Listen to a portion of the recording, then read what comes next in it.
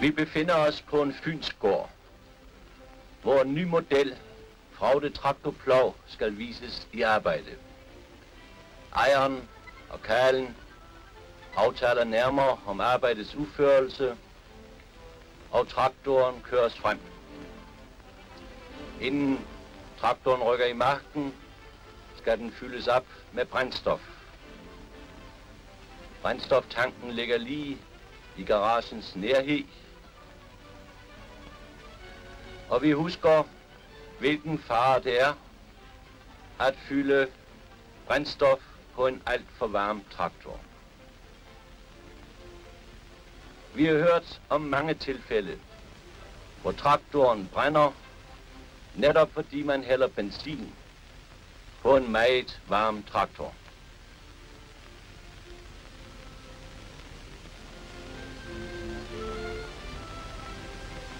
Traktoren kører frem til ploven, og vi husker, at furhjulet altid skal oppumpes med noget mere luft end landhjulet, cirka 4 pund mere.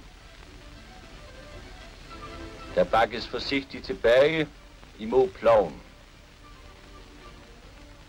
Ploven er forsynet med trepunktsophæng, og her har man jo den fordel, at tilkoblingen er hurtig og bekvem.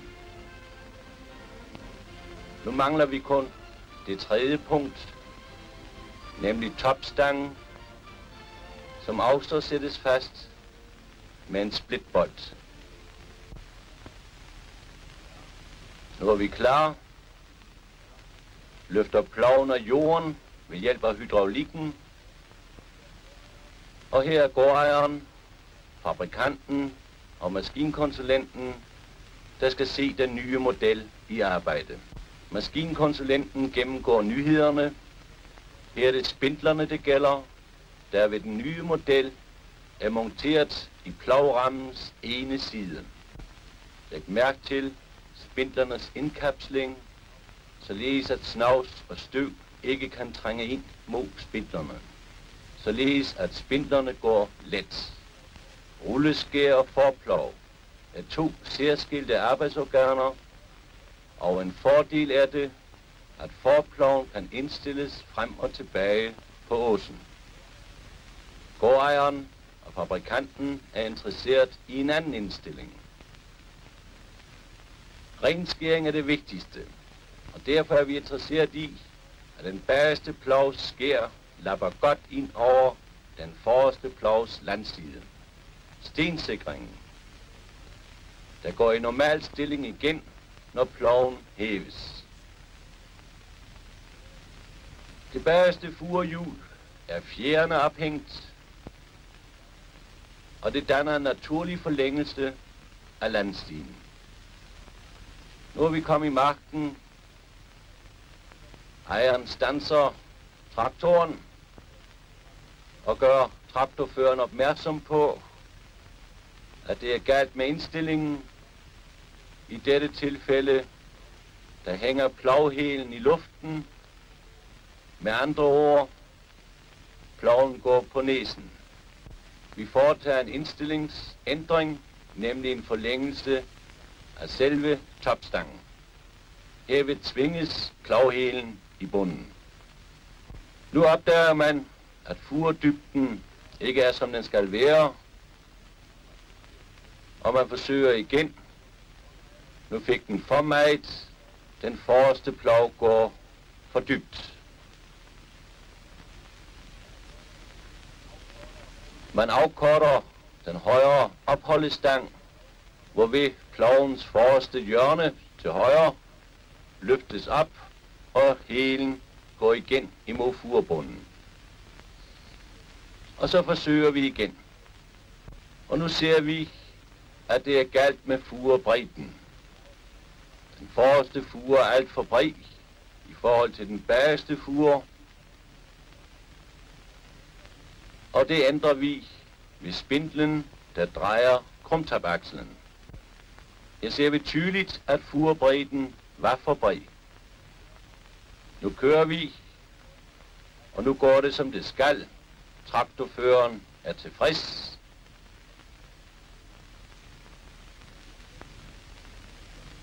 Og især ved langsom kørsel, der ser man, hvor godt ploven arbejder.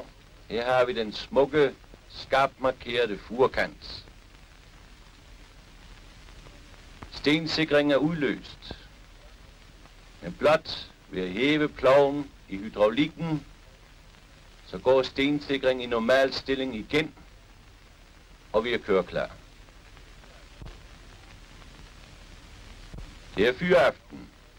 Ploven tages med hjem, og her gør man netop det, som man bør gøre alle steder.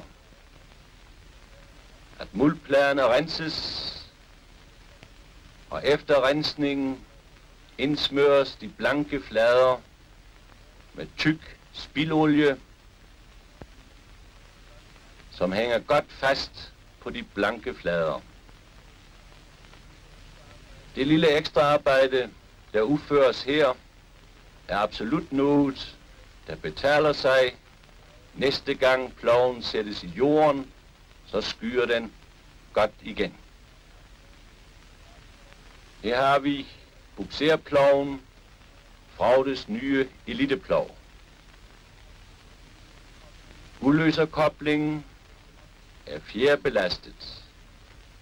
Fjerens spænding kan indstilles, og vi husker aldrig at spænde denne fjer for stram, for så virker udløsekoblingen ikke.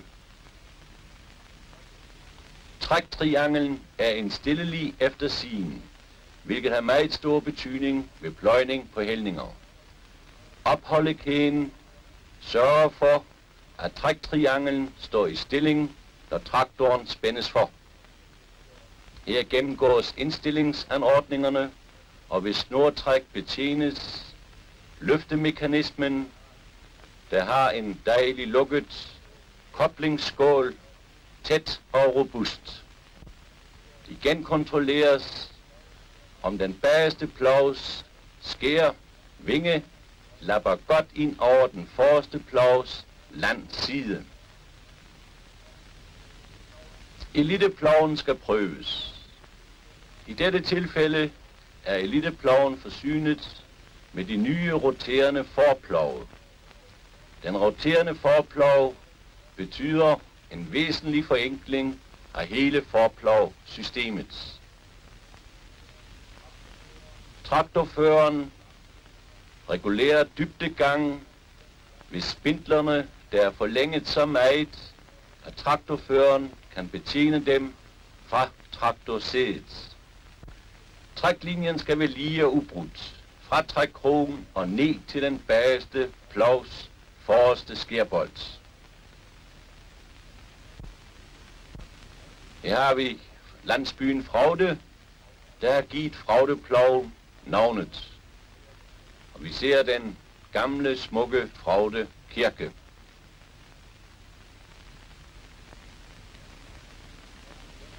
Ved bedømmelsen af plovens gang lægger man mærke til, om plovåsen, enten vi ser den fra siden, eller vi ser den bagfra, ligger vandret.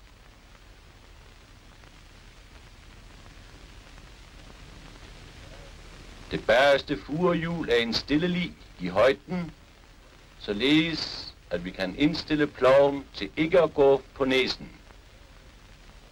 Vi overværer nu en præmiepløjning, der afholdes af en landøkonomisk forening.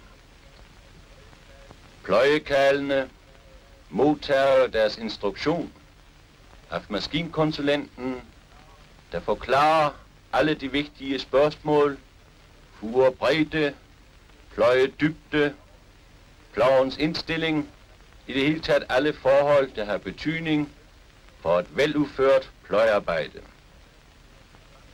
Der er mange traktorer med i denne pløjning.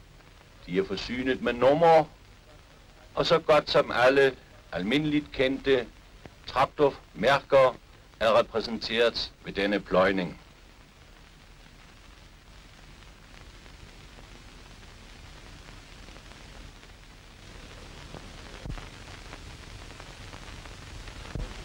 Der rykkes ud på arrene, og arrene er kun markeret ved 3 stokke, som karlene skal fure op efter.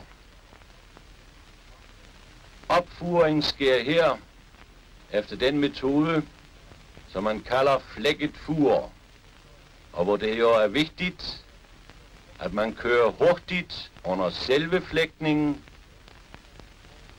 hvorimod man, når furerne kastes tilbage igen, kører meget langsomt. Dommerne bedømmer selve opfuringen. Der er mange tilskuere ved disse præmiepløjninger, og de følger arbejdet interesseret, lige fra først og til sidst.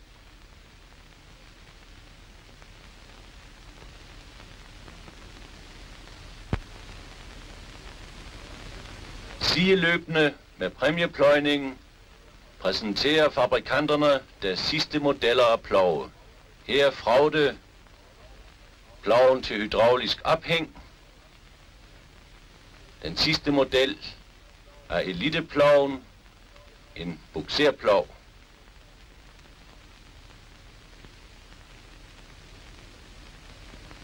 Fabrikanten standser traktorføreren og gør ham opmærksom på, at forplovens indstilling ikke helt er, som den skal være. Den rettes.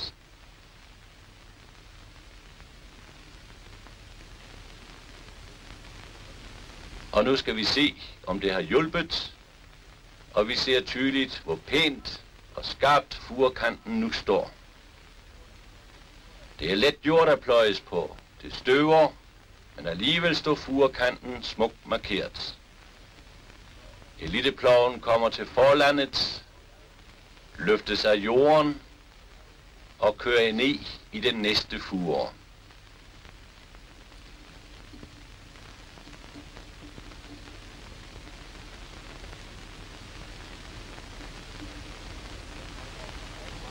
Her kommer Fraude traktorplov til hydraulisk ophængning,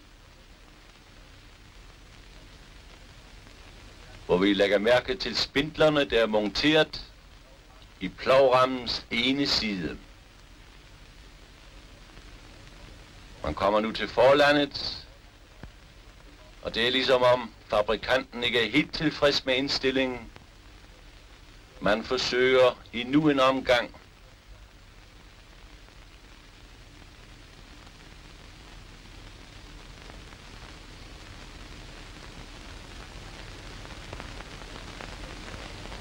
Og nu er ploven klar til demonstration. Plovfabrikken Fraude fremstiller også denne lille enfurte plov til en lille traktor. Dens ophængning afviger betydeligt fra det almindeligt kendte. Også her følger fabrikanten plovens indstilling. Vi lægger mærke til åsen med svinget, således at der bliver god luft i denne plov.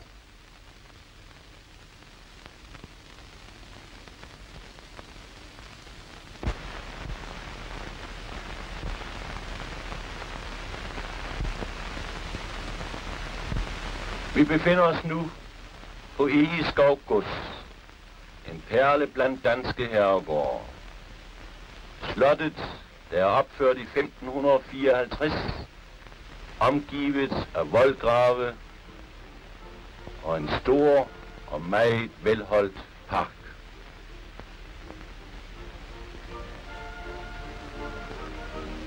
Overinspektør Jensen og fabrikant Mortensen skal overvære igangsætningen af traktorplovene.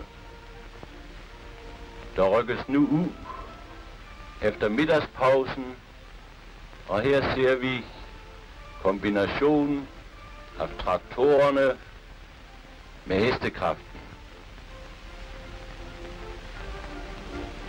Det er ikke så mange år siden, at man her på Egeskov Gods rykkede ud med 30-40 spand heste, når der skulle pløjes. Nu er hestebestanden stærkt reduceret. Nu er det overvejende de 14 traktorer, der gennemfører arbejdet på godset. Traktorerne er på vej til marken. Vi ser igen slottet i baggrunden. Og på vej nu passerer traktorerne den grønjordsmark, der er kendt af mange. Det er nemlig her, at Egeskovmarkedet afholdes. I baggrunden den smukke, gamle kirke, Kværndrup Kirke.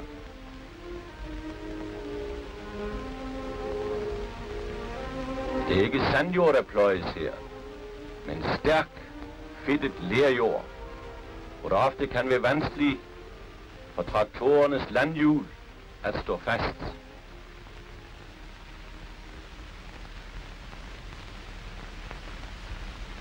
Her gælder det nedpløjning af staldgødning. Staldgødning spredes ved håndkraft fra vogn. Og vi ser netop her, som det skal være, at ploven følger møgsprederen så omgående som muligt for at undgå kvælstoftab.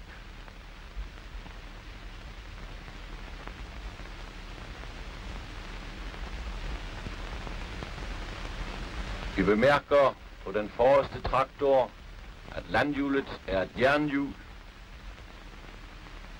og vi bemærker endvidere, at traktorerne er forsynede med hensigtsmæssige førerhuse.